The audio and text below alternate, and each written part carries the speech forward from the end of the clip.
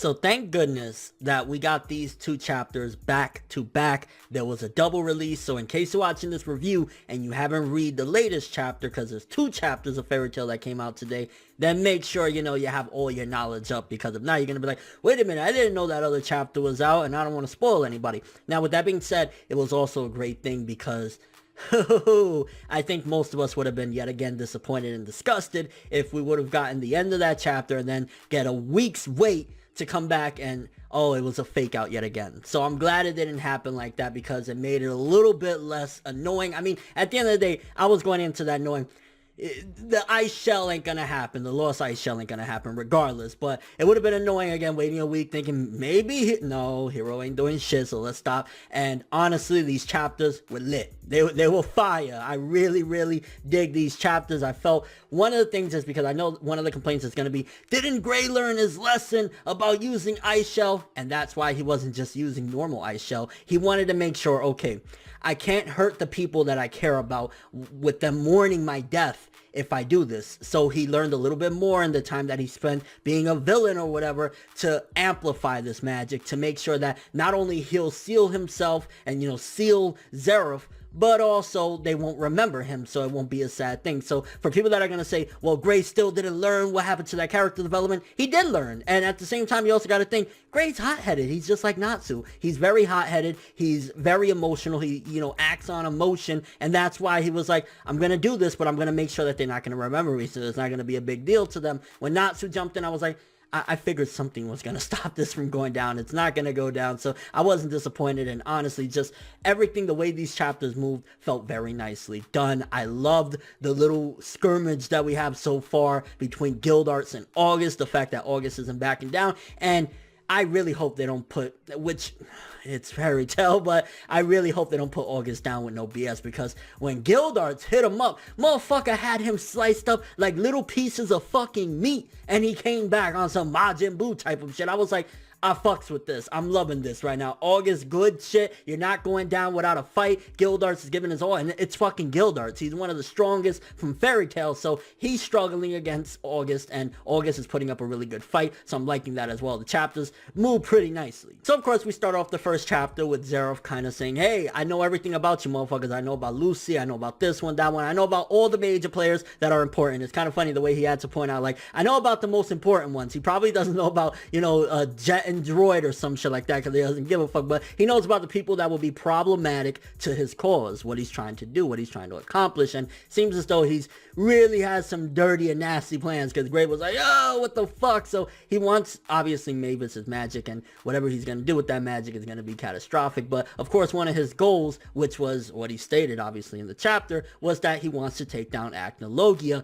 And I found it a little bit weird where he said, hey, if I told you that one of my goals is to take down Acnologia, would you join up with me? And Gray was like, don't be silly. You stop fucking around. He's like, yeah, that's one of my goals. Like, I love seeing Zeref's character where he's kind of being a little bit snarky. It's like, I like that Zeref isn't just very one-dimensional. He has a lot of different layers to him. Now, obviously, some of it has to do with the fact that he's a bit batshit crazy, but nevertheless, there's more to Zeref than just being like, I want destruction, I want death, I want chaos. The motherfucker has many different things of what he wants to do, and he also has a big plan. It's just Acnologia is like a thorn in his side, something that he needs to get out the way to complete his ultimate goal. So I like that also in the little conversation they had where he was like, I got all this information on you, I have a plan. It shows Zeref is prepared. Zeref ain't no bitch, he's prepared. And also, he still has in his mind that he wants Natsu to go all out on him. So maybe Natsu going all out on him, even though in their fight that they had, I believe it happened already almost a year ago, or probably more than a year ago, but in their fight that they had, ultimately he said, oh, we'll probably never be able to throw down like this again. But I think he still in his mind believes that if Natsu went all out and crazy, that he could possibly kill him. Because remember, one of Zeref's biggest goals is like, well, when he's normal Zeref anyway, when he's not just absolutely wanting to kill everything, is he wants to die. He's immortal and he really wants to die, and he thinks Natsu is pretty much one of the only ones that is capable of causing him death. So I think he still has it in his mind. But one of the things that kind of got me boggled a little bit is like, so is Natsu still connected to Zeref, or is that connection completely gone. Because when the seeds that we saw, and I don't know if it was the last chapter or the chapter before that, but those seeds that were destroyed, one of them was the dragon seed and one of them was the curse seed. If that curse seed, the one that was pretty much the demon seed connecting him to Zeref, if that's gone, does that mean there's no more of a connection between the two of them? And if Natsu was to go all out crazy, is there a possibility for that seed to regrow again? Could it possibly come back and, Natsu could potentially go into that form yet again that he was slowly drifting into, the END form? So that's something that kind of has me puzzled, because, which we'll talk a little bit more about it, but in the second chapter, when, Natsu was talking about fighting Zeref, and he's like, nah, I'm gonna light Destiny on fire, I'm not gonna, does Natsu feel, since he got that seed completely destroyed, that he no longer will die if Zeref dies, or there's still more than meets the eye? Because remember, even so, with the seed being dead, he still is a creation of Zeref's, and he's still somewhat connected to Zeref, right? Because he's a demon from the book, so to speak, because END is in there. So that's something that kind of has me wondering right now, is he still gonna die if Zeref dies, or since the seed is gone, he's completely safe? That's something that is kind of up in the air, but Natsu seems as though he's pretty confident. It also could be that he doesn't give a fuck, but if he's preaching to Gray about yo, you can't leave your friends behind, aren't we friends? And he's crying, which, by the way, that scene, it kind of got me. I ain't gonna lie, when he said, I'm gonna throw some words back at you, aren't we friends? And he was crying, that scene got me, you know what I'm saying? So if he's preaching that shit to Gray about you can't leave your friends behind, all that good shit, then I don't think he would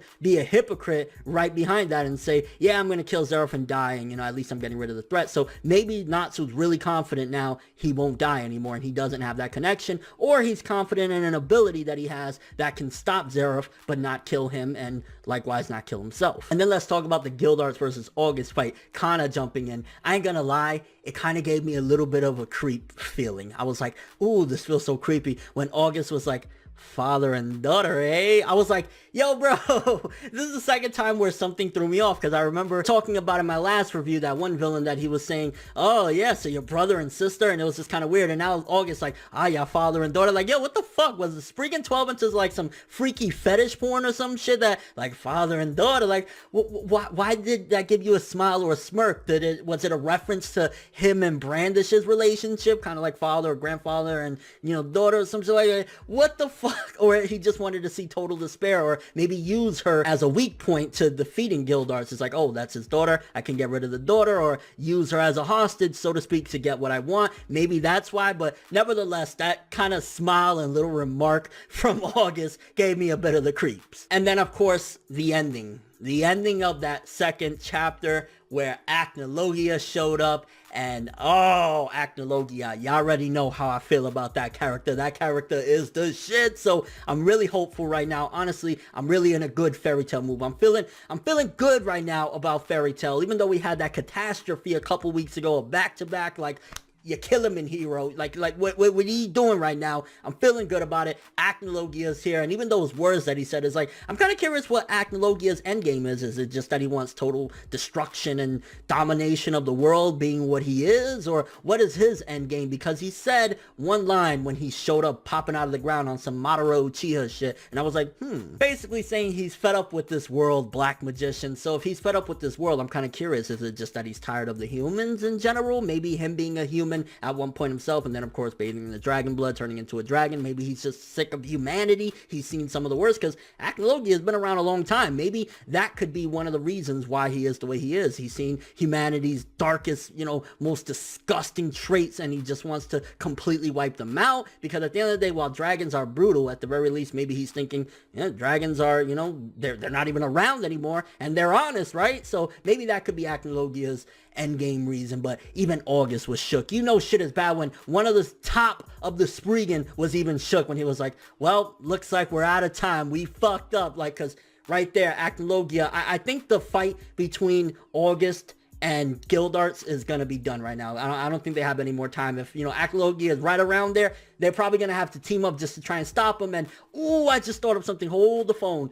We might get a rematch with Gildarts and Acnologia. And you remember what happened Gildarts last time, right? Motherfucker lost limbs because of this dragon. He lost limbs, so I would love to see that right there. And honestly, these two chapters of Fairy Tail, really good shit. I would argue it was a little bit like another I shall fucking fake out. What are you doing, hero? But since we got them back to back at the same time, it wasn't that heavy. And honestly, the fact that at the very least, Gray did learn from the past. It's just that he was like, okay, I'm going to change it up. Now nobody will mourn for me. Now nobody will feel sad. No more crying. So it wasn't that bad. I think the fake out was the biggest thing of like, he's going to die. He's going to, like, I think we should know by now it wasn't going to happen, but still, that chapter, okay, maybe a little weak. The second chapter, though, when Natsu jumped in, the emotion, Acnologia showing up, everything, like, honestly, I still say the first chapter, 7.5. Second chapter, I'm saying 8.5, possibly even 9. We got the reintroduction of Acnologia, so shit is going to go 10 times more harder, and yeah, I'm fucking with Fairy Tail right now. Okay, we're back on course, hero. Good turnaround from the horrible shit you did a couple of weeks ago. Good shit. But let me know what you guys think. First of all, were you disappointed by the fake out of the lost ice shell? Do you think that it was just another bullshit move? What do you think about Gray? Do you feel as though he did indeed learn from his past mistakes? And of course, again, Natsu even reminded him, like, we've been here before. We've done this before. I've saved you from this shit before. What are you doing? And it's just the fact that he was like, well, I learned, but they're not going to cry for me this time. Or do you think it will still be yes? Also, what do you think about the fight with Gildars in August? You think they're going to have to team up and try and take out Acnologia, which that ain't happening. Also, what do you think about Acnologia showing up? How do you feel about all that's going on in Fairy Tail right now? I'm fucking with it. Hopefully August doesn't get a shitty takeout. If anything, Acnologia show up and kill the motherfucker. Why not? I'll be fine with that. Any overall thoughts of this double chapter release of Fairy Tail? Hype. But that's all I have for this one. Thanks for watching. Hope you enjoyed. If you liked anything I had to say or enjoyed the video, drop me a like. I'd greatly appreciate it. And if you want more from me, make sure to subscribe. Follow me on Twitter, Instagram, and stalk my Facebook to get more when the video ends. I'm ForneverWorld, and as always, people, have an awesome day.